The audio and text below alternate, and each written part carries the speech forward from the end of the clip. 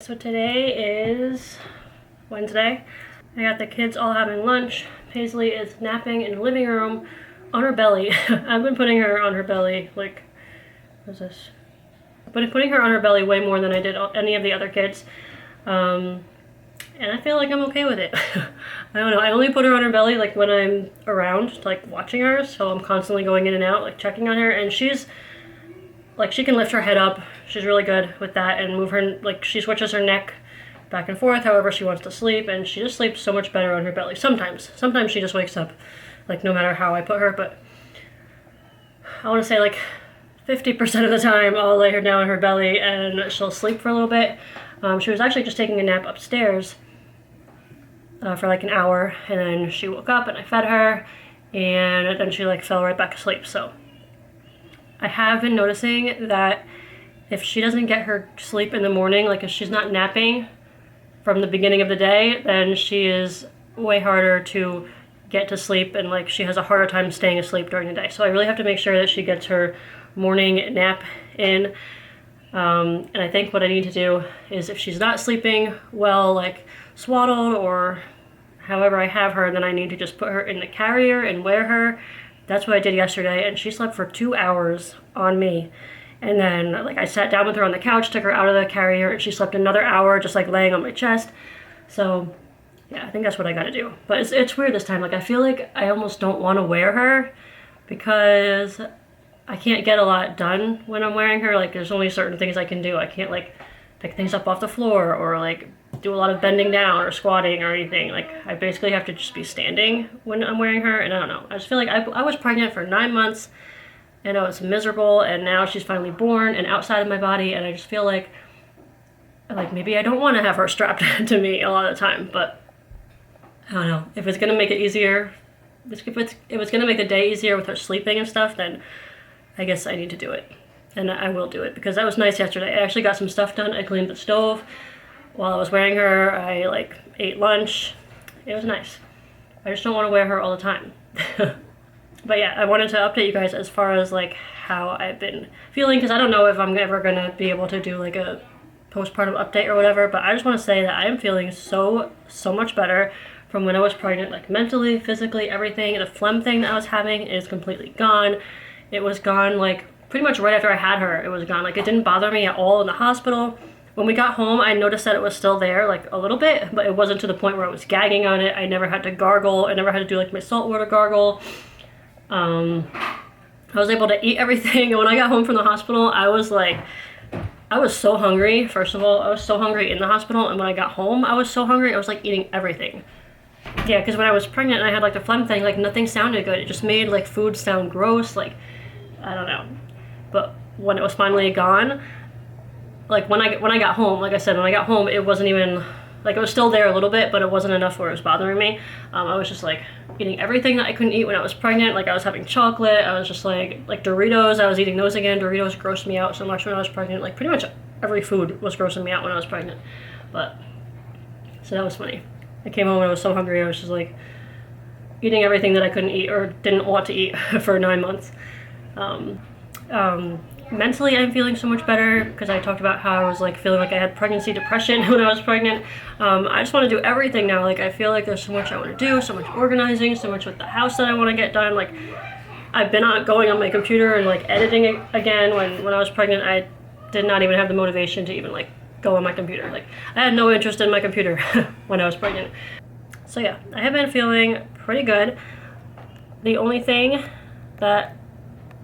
time where I kind of feel like newborn life is when I can't get anything done, because I like to be productive. I like to do things during the day. I don't like to sit around and not be able to do anything. Like that just gets to me, which I think is one of the reasons why I kind of like wasn't feeling the breastfeeding this time, because I knew I was gonna have to sit around and just do nothing for a lot of the time. And also that made me feel bad with the kids and stuff, because they got like the crap side of me for like 9 months straight, and I didn't want to just be sitting on the couch with Paisley like just play with the stupid Google Translate thing on their tablets. And there's no door in this room. I knew I didn't want to just be sitting around. Turn that down now. Turn it down. I knew I didn't want to just be sitting around on the couch like feeding her forever, because in the beginning, like the first few months, I feel like they're just like slow eaters. They take forever. At least the boys did. Like it would take me like 45 minutes to feed them, and then 10 minutes later they're hungry again. And I don't know, I just couldn't deal with that this time. Plus we had the whole like latch issue in the beginning, which that was really kind of what ended it, and I started pumping, and I'm still pumping now. She hasn't had any formula yet. It was like a stutter. She hasn't had any formula yet. I haven't tried it with her yet. So I'm still pumping for her. I'm down to pumping about 3 times a day, but I can tell that I probably not going to be making enough milk for her. Like just pumping 3 times a day, maybe once in the middle of the night if I feel like it. Why does the lighting keep getting weird? But as of right now, she is still on only breast milk, and I have like 3-gallon bags in the deep freezer downstairs if I need to dig into that, and I have another gallon-sized bag in the freezer up here, which I have had to take a couple bags out of here and there when I thought maybe I wasn't going to have enough pumped milk ready for her. But yeah, and pumping less often has helped too, because that was really stressing me out, just trying to like pump every 3 hours, because a lot of the time I wouldn't be able to. She would be awake, or like, I don't know, the kids would need me for other things, and I just didn't have the time to sit down and pump every 3 hours, and that was stressing me out. So yeah, I used the cabbage leaves for like a day, and I think that definitely helped with the engorgement that I was having, because it was super painful. I haven't been feeling that, and I've still been able to pump. Like every time I pump, I get about 4 ounces each side, so like 8 ounces total, 3 times a day, and maybe once in the middle of the night. So I guess this is kind of turning into like a postpartum update, and I look lovely. Like, what the heck? I didn't plan on talking for this long, but I wanted to make this update. And now where am I going to put this video? Which channel should I put this video on? I stopped posting on my other channel,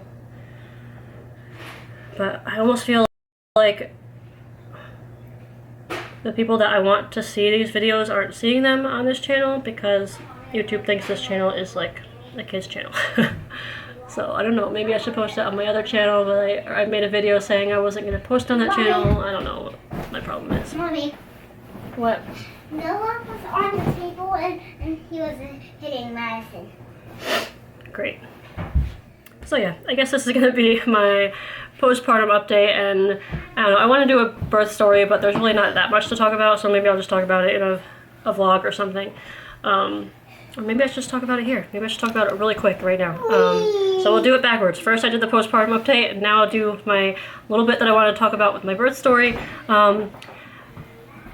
Basically the only thing I wanted to say was that the epidural didn't work the way it was supposed to work. It only worked from like my butt down. It numbed like the girly bits down there. It numbed her coming out. I didn't feel like the ring of fire or anything like that. I didn't even feel her head there like giving me the sensation that I wanted to push. I didn't feel any of that, but I felt all the contractions, and I was induced, so I was on the Pitocin, and I've heard that the Pitocin contractions are a lot more intense than just regular contractions. I don't know how true that is, but a lot of people have said that, and they were definitely so painful. I was in the worst pain of my life for about 30 to 40 minutes, I want to say. I wasn't sure exactly how long, but it was at least a half an hour where I was just laying there, like, contractions were coming so close together. I was barely getting a break. I was like sweating. I was dripping in sweat because I was in so much pain. And yeah, I don't know what happened. When I got the epidural, I felt like she gave it to me lower than normal, like lower than the other epidurals I've had, and I don't know if that had anything to do with it. I don't think so.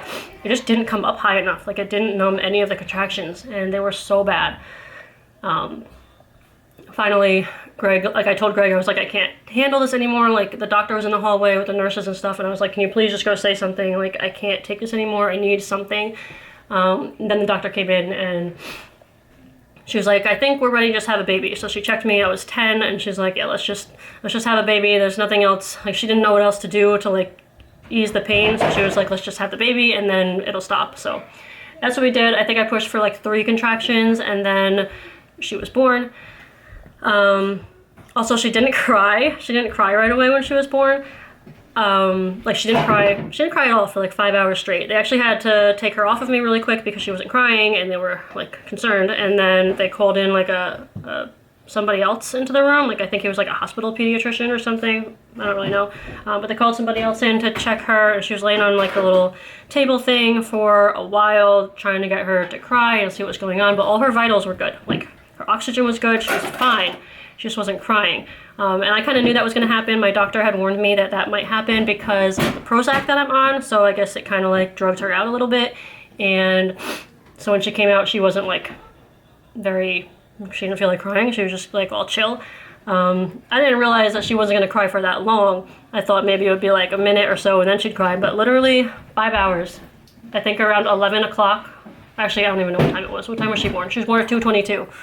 So it was nighttime. Greg was gone and back home here with the kids by the time she actually started crying a little bit. So that was crazy. I was a little worried at first, even though I knew in the back of my mind, like, that's what it most likely was from. And then the nurses and everybody were telling me, like, she's fine, like, her vitals are good, like, she's breathing, her color's good, everything's good, she's just not crying. So that was funny. Well, not funny, but that happened. So I'm trying to go through this quickly, but if you guys have any questions or anything, of course, just leave them in the comments. If there's anything that I leave out that you're curious about, leave it in the comments, because I'm already at like 15 minutes here. And oh, this time the doctor broke my water before I had the epidural. Sorry, I'm all over the place. Broke my water before I had the epidural, and I've never felt that before. Like my water has always broken once I've had the epidural. This time she broke it before because she was trying to like move things along. My Pitocin was up to like a 6 already, and I still wasn't really feeling anything. So she was like, let's just get things going. Let's just break your water. And then, you know, the anesthesiologist was basically just waiting for me to want the epidural. So anesthesiologist was ready to come in and give me that whenever I needed it.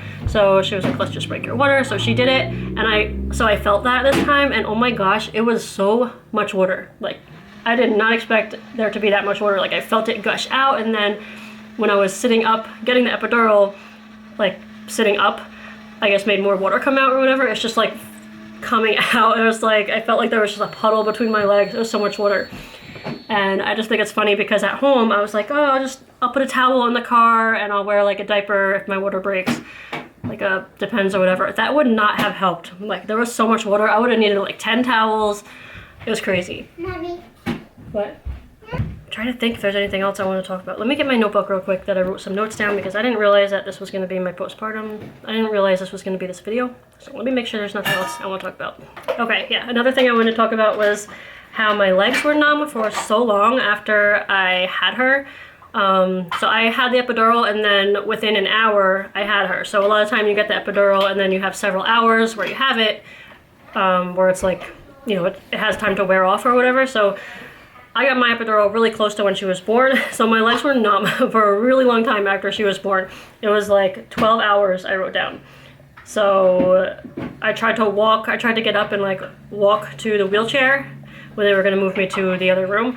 And like I almost like collapsed. I had to like hold on to the nurse. Could not walk. I couldn't get up and walk until about midnight, I think. And then, you know, my feelings finally came back. I was nervous about it though. I was wondering if like something went wrong and I was never gonna get the feeling back. But luckily it came back. My butt was still numb for about a week. Like there was still like some lingering numbness there for about a week. That all went away. So everything's all good. Like I feel my legs again. Obviously, you know, I can walk again. I'm not like paralyzed or anything from that. We're not paralyzed, but you know what I mean. The epidural is always a little bit scary. That's pretty much it for the birth story. I'm trying to see if there's anything else about postpartum that I wanted to talk about. You guys know about the problem, well, if you follow me on Instagram, you know about the bleeding nipples and everything. That was why I ended up pumping, because her latch was so bad. My nipples were bleeding, both of them. She like drank my blood and then spit up my blood, and it was horrifying and like traumatizing to me. That was when I stopped breastfeeding her and just started pumping. Also, I wrote down that I was very sore for about 2 weeks after coming home. Just like my whole body was sore. Parts of my body that I don't even know why they were sore.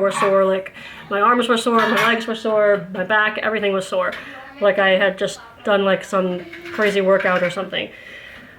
That lasted about 2 weeks, and yeah, I made sure that I was just taking like Advil all the time.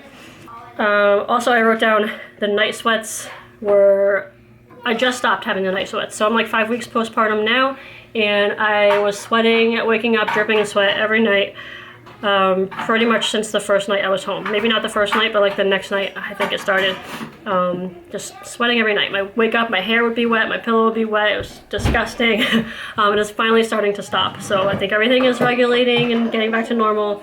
So that is nice, but the night sweats were not fun. I literally would keep a towel next to the bed and wipe my face, or if like that wasn't there, I would have a t-shirt on and I would take the t-shirt off and just like wipe my face with it. That's how crazy that was. I wrote down that I was so hungry. I talked about that before. I lost 23 pounds pretty much right after I had her, and I don't know how much I weigh right now, but I'm pretty sure I have about 10 or 12 pounds still to lose till I'm back to my weight that I was before. And I'm hoping that with the pumping, that will help me. Otherwise, I'm going to have to stop eating or something. No, I don't know. I'm hoping that over time, I'll be able to get back down to what I was. And yeah. That is pretty much it for my postpartum update. I don't know how long this is. I think it's probably about 20 minutes by now. And I talked really fast, so if you need to slow this video down, go ahead and slow it down. I know I talk fast normally, and I feel like I'm talking fast now because I'm trying to say everything that I want to say. But last thing I wrote down was that I had one crying episode, you know, like baby blues and everything like that. A lot of times, like, your emotions are just crazy after you have a baby, and... Okay, Mommy. Finished it? Yeah. Okay, very good. Good job eating your lunch. I only had one episode of crying, but it was related to feeling like I was failing breastfeeding. Like, that was... Did you say that no one have chips? Yeah. Okay. It was just related to that, like that whole ordeal, and just feeling like it was out of my control and wasn't going how I wanted it to go. And then, I don't know. It's not like I was that emotional over that, but I think that was just what made the tears come. I don't know. I feel like after you have a baby, you just have so many emotions, and you just need to have that cry about whether it's over nothing or whether it's over something. You just need to let it out and just get over that. And then after that, I felt much better. Like, I was downstairs doing laundry, and I was just like crying for a couple minutes about that. But then I was good. So that's pretty much it. That's everything I think that I wanted to talk about for my birth story and postpartum update. If you guys have any questions or anything, just leave them in the comments. Yeah, let me know if you guys have ever had an epidural that didn't work. Like, let me know your stories for that, because I was not prepared for that. And let me know if you guys have ever had that happened and how that went and everything, because yeah, like I said, I was not prepared for that at all. I was just like, I'm gonna get the epidural and it's all gonna be good. But that was not the case. Got the epidural and it kind of worked, but it didn't work where I probably wanted it to work the most, which was the contractions. So anyway, thank you guys so much for watching. Subscribe if you're not subscribed. Thumbs up this video if you liked it, and I'll see you guys all for my next video.